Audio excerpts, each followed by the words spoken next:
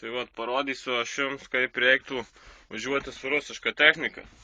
Štai matome prikabintas kultivatorius, biškį mineralinė, nes alus jau pasibaigė. Tai vat, nuo ko reiktų pradėti. Pirmiausiai, turbūt reiktų užvesti jo. Tai vat, norint užvesti, čia tai taip nėra paprasta, va, suki raktelį, bet niekas nesidaro. Ir čia yra biškį išmanusis traktorius, kelios apsaugų sistemos. Čia va, matom, yra masės čiaupas, jį reikia atsukti, kad biškį masės būtų. O ten vada yra matyti vaistinėlė, tai jeigu reiktų biškį pasiremontuoti galvą. Va, mato, jau raktelį pasukai, tik rodiklė sukilo, temperatūros va čia biškį kaistam. Bet vis tiek dar nesikuria, va, niekas nesidaro. Ką čia reiktų daryti? Tai va, yra dar vienas lapukas. Va, peridačią reiktų biškį į antrą padėtį įgrūsti.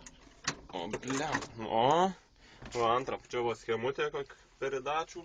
Tai va, jau turėtų kurtis. Pabandom. O, veikia.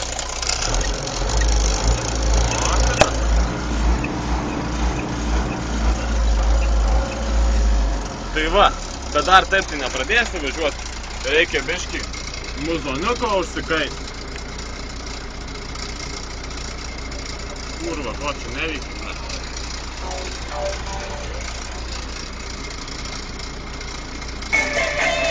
O? Tai va, dabar jau galėsim pradėti dirbti.